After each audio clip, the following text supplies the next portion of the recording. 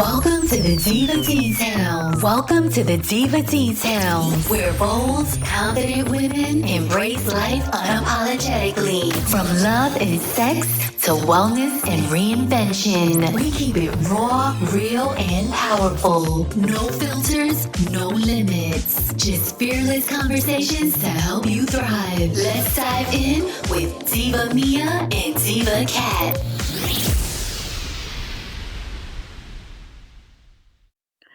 Well, hello, this is Diva Mia. Today I wanted to talk to you a little bit about finding love after you go through a breakup or a divorce, or you've been on your own for a while, or something happens and you want to get back kind of in the game to look for someone again. And it's a challenge these days. I will say a lot of people go on dating apps, and what we're finding is that less people are really connecting with people. There's like a disconnect because of technology, not more of a connection. One of the things to think about is when you're ready to date again, first you go through what's called like an emotional void, where I think a lot of people don't want to connect. They don't want to be vulnerable. They don't want to open themselves up to another person after a breakup or divorce. And there's a reason for that. You need to protect yourself. You need to figure out what your boundaries are and what you're allowing in your life in the future, and what type of person you want to have in the future. There really is a difference between being alone and loneliness. I think that loneliness is when you're craving another person so much that it's kind of a sign that there's something in you that still needs to be healed. When you're alone and you're happy and you're joyful in your aloneness, that's when I think it's time that you're able to go and find another partner. But if you're just miserable in your loneliness, there's some work you need to do on yourself, because you're an amazing person and you need to find your own self-love and your own self-joy. Sometimes people want to fill the void, if you will, with a distraction. They go out on lots of dates as a distraction, because they don't want to do the repair work on their own healing. They're in their own emotional damage. Everyone has it. Everyone goes through the need to repair, but most people don't. Instead, they just replace the last person in their relationship. And then what they find out is they throw up or all over the other person. And a lot of times people don't realize it. They'll just blame the other person for all of their issues, and they weren't ready to date in the first place. So I think that replacing is not a good thing. And a lot of times people say, go find a rebound. Well, rebounds usually fail. They're called a rebound for a reason. And it's a rebound relationship because you're not really ready to date. And until you're ready to date, it's not fair to you, and it's not fair to the other person either. You can't connect deeply with someone else until you're reconnected truly with yourself. You're truly loving yourself. You truly love experiencing all that you have to offer and all that you bring to the table. It's an amazing time to be single. Being single is all about rediscovering yourself and loving yourself. Now, I'm not saying you can't sample date, but rarely, what is the point? If you're not ready to date, there's really no reason to date. I think the biggest part that you need to realize is you really need to focus on healing. And I can tell you, I've been on the dating apps and I have met so many different men. A lot of times I just go on one date, or I don't even get to the date level after talking to them for a little bit, because I realize they're not healed and they will use you as the healing tool. I've had men complain about women to me nonstop and how terrible women are. And that's not a guy that's healed, because he's grouping all women into the 3 women or 4 women that have hurt him in the past. And there's more than 3 or 4 women in the world. There's billions of women. So for people to behave that way, it shows a sign of emotional immaturity and a sign that they're not really healed. And you have to realize that there are some amazing people out there, some really good-hearted, true loving people. And you just need to be able to open up and be vulnerable, because there's a lot of women that won't cheat on you. There's a lot of women that love fully and completely and emotionally. So it just depends on what you're looking for. Just because you've had 3 people or 5 people, even 10 people, doesn't mean that all women are bad. And the same thing goes with men. I know a lot of women have been cheated on or their spouses have done things that have not been good or they've treated them terribly. That don't loop all men into that category. There's a lot of good solid men out there. Now, I am going to say you have to filter through a lot. And the faster you can filter through them, the better. If you can filter through them in 1 or 2 weeks to determine whether or not they're a good fit, then wonderful. And here's the thing, it doesn't take a lot of work because most men will filter themselves off. If you're a high value woman who's confident in themselves and loving yourself and ready for a real relationship, the ones that aren't right for you, they kind of just go by the wayside on their own. Now, you will have to filter through some manipulators and some narcissists and some people that are all into their ego, but the faster you can do that, the better. If people are getting triggered and jealous or they overthink, or if it's giving you a bad vibe, I think it's not the right person for you. And if you're getting triggered or jealous or overthinking, you're not healed and you're not ready to date yet. If you're avoiding the other person, you're not ready to date yet. If you can't give consistent communication, you're not ready to date yet. Healing means that you're not just healed mentally, but you're also healed emotionally, which a lot of people aren't. A lot of people will come to you and they're just an emotional wreck. They think they're okay, but they're not. And you can tell it because what happens is when you do try to date them, they throw up roadblocks or they start to ghost you or they complain nonstop about the other people. So if that's the type of person that you're dating, they're just not emotionally healed yet and they need some more time.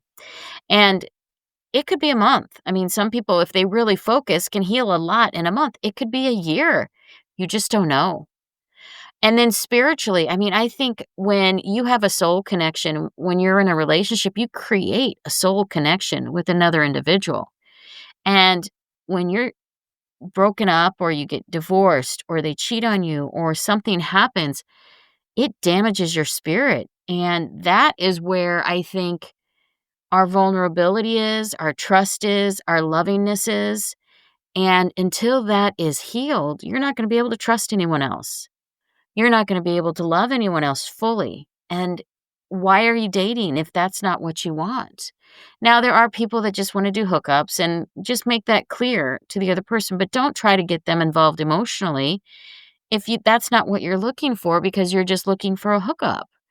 And then there's the physical recovery. A lot of times people in marriages and in long-term relationships, they sacrifice their physical health and their appearance and their livelihood for the other person. And I don't think that's the way to go, but I've been guilty of it as well in the past. So physically, you may have to recover. You may have to get back in shape. You may have to take better care of yourself. And then maybe in the future, find someone that works out as much as you. Find someone that is into their health as much as you. But you're going to have to physically recover. But you do need to get back in shape. And now some people think they still look like they did in high school 30 years later. And I'm going to have to tell you, I don't look like I did in high school. Most people have aged. So you are going to have to realize that and adjust accordingly and take care of yourself. Journaling, I always talk about journaling, is one of my big go-tos. When I am struggling with something, I write it down. It helps me to get it out of my brain. As soon as I get it out of my brain, I'm able to function better. And then go to therapy. Therapy is a big one. You need to go to therapy in order to work on your mind and work on your mental and psychological state so that you know why you treat men the same way or women the same way every time and why you don't trust them. Therapy will help you work through those issues. And then maybe you'll attract a higher value person. If a high value person comes into your life and you're not healed, you're not going to be able to hold on to them. Because a high value man is not going to put up with someone that is not healed. And a high value woman won't put up with a man that's not healed. And we see the red flags. The red flags are pretty obvious. And it's best just to move on.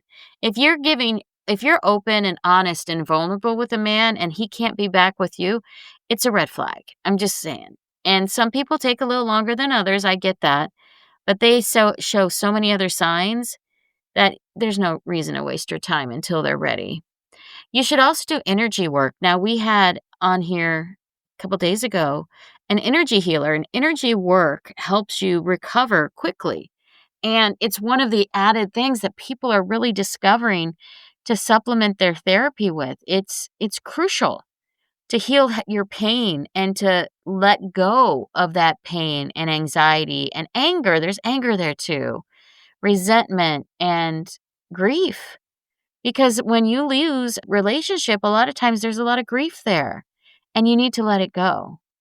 I also really like the idea of traveling by myself. So a lot of times I'll go out to a restaurant by myself. I'll go on trips by myself, but I was doing that when I was married, but now it's even funner because I get to experience things from a whole different perspective. And when you travel alone, it's kind of empowering. Now, I don't recommend going to hot spots where it's not safe to travel, but travel where it's safe and you can feel comfortable and you can experience life in a totally different way. And then also do your breath work. Breath work is essential in healing. There's so many books out there right now on breath work that you can find how it actually does just release anxiety and brings in positive energy and positive vibes into your life. So breath work is nice. I recommend doing it in the morning and doing it at night, both.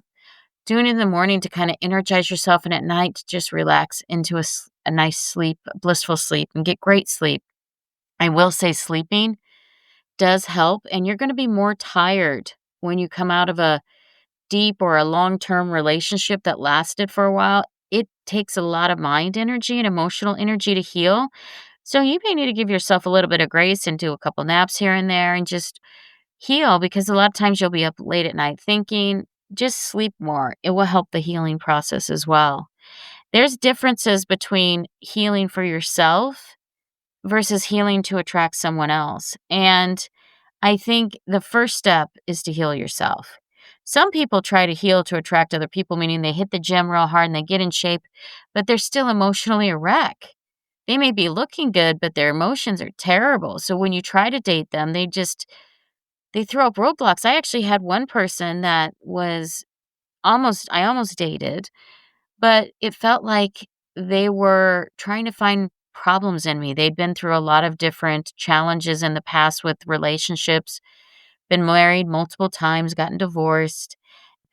And so I had to end that because I wasn't wanting to deal with a person that was constantly trying to make me the bad person before I even started the relationship. So one of the things you also need to think about is forgiveness. Now, forgiveness of past relationships is huge. And when you can forgive and not be so bitter to the past relationship, and I kind of frame it as what lessons did it teach you? What did you learn from that relationship? Because there was good times, I guarantee it, or you wouldn't have stayed. But what did you learn from the bad times as well? And take those lessons, write them down, and make it a learning lesson. And then the bitterness kind of goes away because if you look at it as this was a lesson, something in my life I needed to learn, then there's no bitterness left. Now, I think betrayal with when people cheat will always have some level of animosity towards the other person. You're not going to be best friends with a person that cheated on you. It just doesn't work. Unless you don't care about the cheating, to me, I'm not going to be best friends again with the person that cheats on me.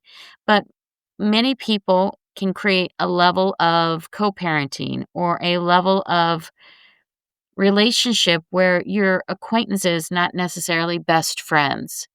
And then don't forget about forgiving you. I think forgiving yourself for staying longer than you should, because you know how they say hindsight is 2020. That's completely true. Hindsight is 2020. And if you don't forgive yourself, you're not going to be able to move forward in the next relationship. I think we all have wounds. I'm still carrying a few. And I just look at it as that wound just has scars over it. And I know now better how to behave in my next relationship and not to allow things to go on for as long as they do. And I am looking for my forever person, like I think a lot of people are. I think most people, if they're deep down honest, would be happy finding their person that they could spend the rest of their life with. that would bring them joy and happiness because they bring them joy and happiness. So I think through that loss, you have to learn from it, but you also have to know what you're looking for. I learned a lot through my loss, and now I've decided what I'm looking for my forever person. And then there's this energetic shift, I think, that happens. When you are healed, you change from a person that's thinking about their ex. In fact, I don't ever think about my ex anymore unless he has to pick up my children. I mean, he doesn't even pop into my mind anymore. So that energetic shift happens. And when that happens, I think there's a time of a plateau of where you just need to spend some time rediscovering you and loving you. And then once you do, you can attract what you're ready for. And I think it will come to you. I'm not big on the dating apps anymore because what I've found is they tend to be places where there's a lot of damaged people that are just going for hookups. I'm at the point where I think I can attract or manifest the person I'm looking for. I don't know who they are, and I'm close, but I will attract them and they will come to me. I don't have to go running to them. It's just going to happen. And one of the things that, you can realize once you're ready to attract someone is you're not looking anymore for validation or attention. You're looking for connection. You're looking for alignment. You should be able to enjoy your own company. If you have fun, I mean, I was honestly dancing in my car the other day and people thought I was crazy, but it's okay. Once you enjoy your own company and have fun with yourself and truly do, then you will attract what you're looking for. You should have boundaries and not feel guilty about these boundaries. I know that I still struggle with this because sometimes I feel like my boundaries are too tough. But what I found is that my boundaries are always right. When I reject someone because they're not a good fit, I tend to find that that was the right decision. I have real love and I feel safe with myself. I'm no longer chaotic in my love, and it's directed energy. Right now, the directed energy is just towards myself. And eventually, you will find that once you have real love for yourself and it's no longer chaotic, you can have real love for someone else.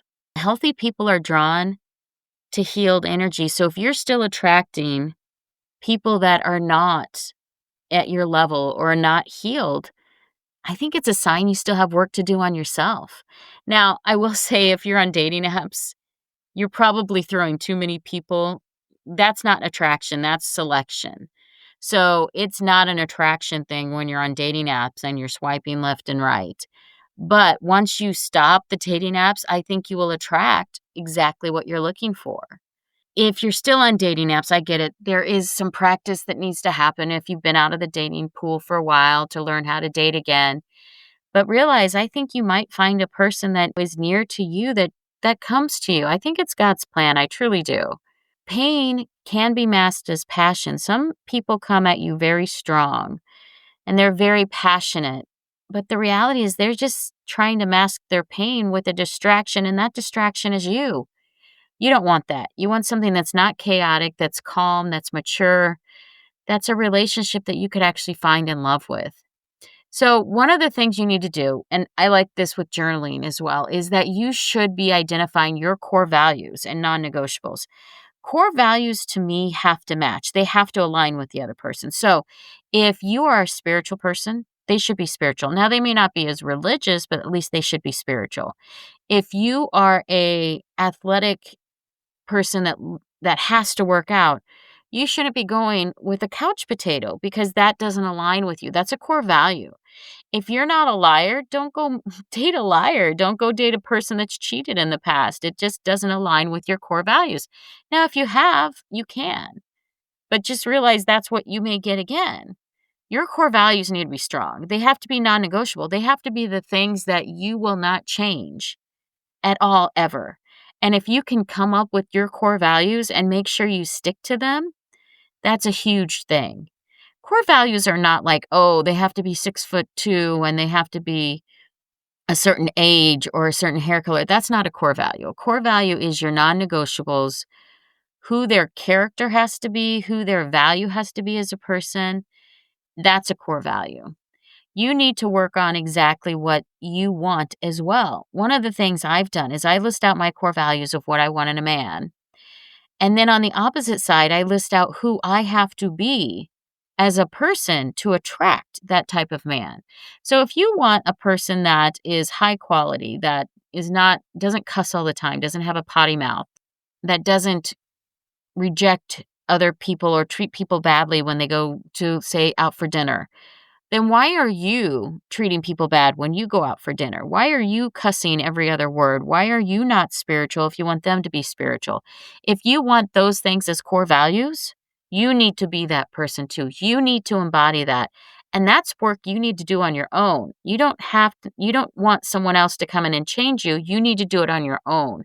And make sure you're satisfied with it, because sometimes people think a core value is negotiable for themselves. No, it's something that's fixed that you don't change. It will help you develop your self-worth, because if your core values are non-negotiable and you never change it, then you're actually trusting yourself. You're actually being truthful to yourself. You're actually loving yourself and doing exactly what you say. So if you say your core value is working out and you only work out once a week, that's not a core value. Working out is a lifestyle, and you need to make sure that you are living up to your own core values. And then practice receiving love. I know this was one of my challenges. I think this is kind of one of those steps in life that you have to evolve to. And once you can receive love, and that's kind of where I'm at now, if you can receive love, then you can actually go into a relationship and be vulnerable and be open to different types of people, and maybe open to the right person as well. There are no timelines, guys. This is not a race. You get to run at your own pace. Think of it as it's just a journey, but the journey doesn't have a deadline. So you get to take as much time or as little time as you want. But don't be desperate and don't settle and take the first person that comes along because you think that this is a race. You have to set an intention that you're looking for the right person, the person that completes you, the person that makes you feel whole. And I think when you find that person, you'll just know it. Be open to it. Don't be fixated on an end date or a goal. That's what gets you into trouble. I think a lot of women get married younger in life because they have this whole biological clock, as they call it, ticking, and they may marry the wrong person because of it. And then when they do, they end up getting divorced, or they're just unhappy in a marriage that lasts too long. And they realize maybe they should have made a different choice. Let's not do that again. So if that's where you're at, make sure you take your time, you look for real love, and you find that person that you connect with that makes you feel whole. And it's something so magical and special when it happens, you'll know it. And the healed version of you will show up. And that person will be ready to receive love. That person will be open to love. That person will be vulnerable. Remember, say to yourself, I am worthy of love that honors my heart. I personally feel like I'm worthy of love that reciprocates in the way I do. People think I'm crazy. They're like, Maria, you can't change people. And I don't want to. But I do say I want someone to love me the way that I love them. And if they don't, that's okay. It's not a fit for me. Maybe they're a fit for someone else and they'll find their perfect person. I heal more every day, and I trust that the right love will find me when I'm ready. And until that time, I'm just going to keep working on me. And I get better every day. Every day I get better looking. That's what I say. Every day I get in better shape. Every day my heart heals more. So I'm not in a rush, but I am looking for the right one. I don't chase love, I attract it. I'm not gonna ever chase it, which is why as well, I feel like the dating apps is chasing love. Now, there are people that have met their ones, and if that's your thing, that's fine. But I don't wanna chase, I wanna attract the right person into my life. Healing is a journey. Sometimes there's detours, sometimes you think you're going on the right path, you think you're healing, and then, oops, you brought the wrong person into your life, and oh, you took a little detour. Now it's time to get back on that path and heal again. So just realize sometimes it's not a straight line, and sometimes we do take people in that we think will be the right ones, but they just don't work out. So don't be so hard on yourself. Just when you realize they're not the right one, don't linger with them. It's time to move on. If you want to share your healing struggles, do it on social media if you feel like it. If not, feel free to message us. We're open to listen and help. And I wanted to just thank you. I know your time is precious, but hopefully this helps you move on. It helps you move past where you've been struggling in the past and helps you grow into a way that you will find your forever person and they will bring you joy. And you'll realize that everything up to this point was just a life lesson. I hope this helps. This is Diva Mia signing off. Have a wonderful day.